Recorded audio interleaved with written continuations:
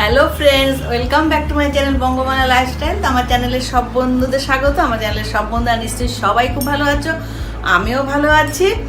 এখন তো যা হোক, আমি এখন একটু ঘুরছি, মানে কলকাতার খুব কাছেই ব্যারাকপুরে। তো ব্যারাকপুরে অন্নপূর্ণার মন্দির আছে, তো মা অন্নপূর্ণার মন্দিরে আমি এখন বেরোবো। তো চলো মন্দিরে পৌঁছে তারপর তোমাদের সাথে মন্দিরের যেটা জানতে পারবো সেটা তোমাদেরকে। শিয়ালদা ব্যারাকপুর লোকালে করে টিটাগড়ে এসে আমরা নামলাম। এই টিটাগড় স্টেশন থেকে 1 নম্বর প্ল্যাটফর্ম হয়ে স্টেশনের বাইরে দাঁড়িয়ে থাকা একটা টোটো নিলাম।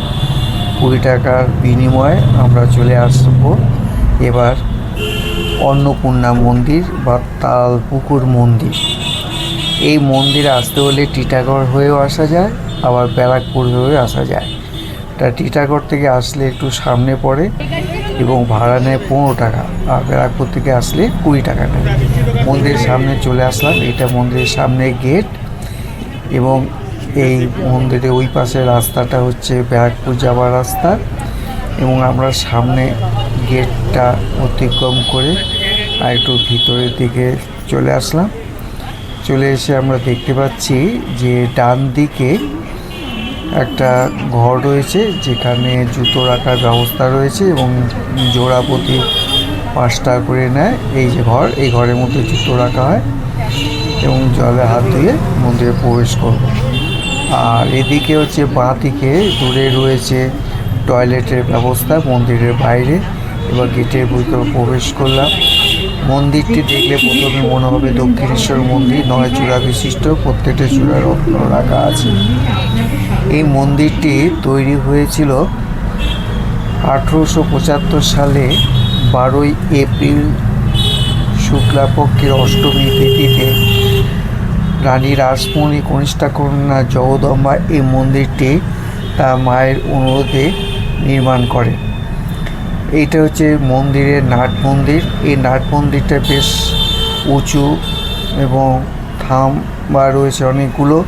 এই মন্দিরে বসেই আরতি দেখা যায়, এখানে বসে জপ করা যায় এবং গঙ্গার হাওয়া এখানে উপর দিয়ে এসে প্রবাহিত হয়। এই মন্দিরের এই নাট মন্দির থেকে তাকালিয়ে আমরা দেখতে পাবো সামনে রাখা মায়ের মন্দিরের দরজা। এই দরজার ভিতর দিয়ে মাকে দেখা যায়। মা এখানে দ্বিভুজা, সামনে শিব বাটি হাতে মায়ের কাছে ভিক্ষা করছে।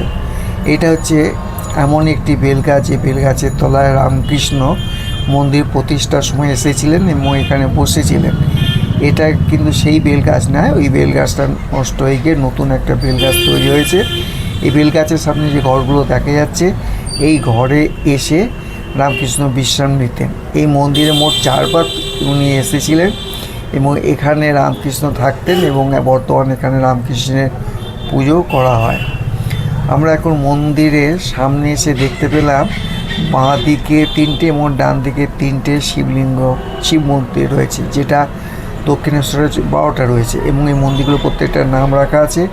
মন্দিরের ভিতরে কোষ্ঠী পাথরের তৈরি শিবলিঙ্গ প্রত্যেকটা মন্দিরের মধ্যে রয়েছে এবং মন্দিরের সামনে যে ঘরটি এখানে দেখা যাচ্ছে কোষ্ঠী পাথর শিবলিঙ্গ। এই মন্দিরের সামনে যে ছোট একটা মন্দির, এখানে রয়েছে হনুমানের মূর্তি, আর তার বাঁ দিকে আরেকটা ছোট মন্দির রয়েছে। এই মন্দিরে রয়েছে মা মনসা মন্দির।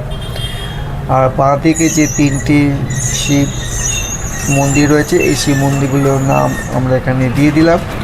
এবার চলে আসবো আমরা অফিসে।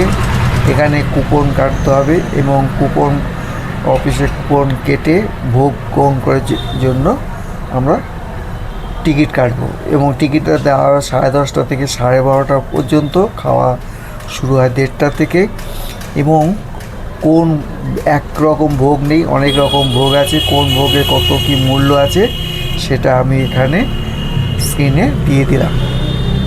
এই যে জায়গাটা, এখানেই ভোগ খাওয়ানো হয়। এখন চেয়ার টেবিলগুলো সাজানো আছে, এবার পরে বসিয়ে দেওয়া হবে যখন সময় হবে। এখানে রান্নার ব্যবস্থা রয়েছে। আমরা এখানে 12টার সময় লাইন দিয়ে দাঁড়িয়েছিলাম, 1টার সময় লাইনে খুলবে। কারণ আজকে রবিবার একটু ভিড় বেশি। সাধারণত মঙ্গল শনি রবিবারই ভিড় হয়, অন্য দিন আসলে এত লাইন পড়ে না। এমন লাইন পড়ে 150 জনের বেশি এখানে বসা যায় না, কাজেই 150 জনের খাওয়া হয়ে গেলে দ্বিতীয় লাইন আবার শুরু হয়ে যায়। চেয়ার টেবিল বসিয়ে দিয়েছে, আমরা প্রত্যেকে বসে আছি ভোগ খাওয়ার জন্য। আমরা 120 টাকা দিয়ে ভোগের ব্যবস্থা করেছিলাম, বিভিন্ন রকম ভোগ আচাকি বলেছি। এটা হচ্ছে দ্বিতীয় লাইন, মানে আমরা প্রথমবার খাওয়া হয়ে গেলে এনারা আবার দ্বিতীয়বার গিয়েছে বসবেন। তবে ভোগের আমরা ভিডিও করতে পারিনি। ভিডিওটা যদি ভালো লেগে থাকে শেয়ার করবেন, চ্যানেলটা সাবস্ক্রাইব করবেন, তো বেশি বেশি করে শেয়ার করে দেবেন।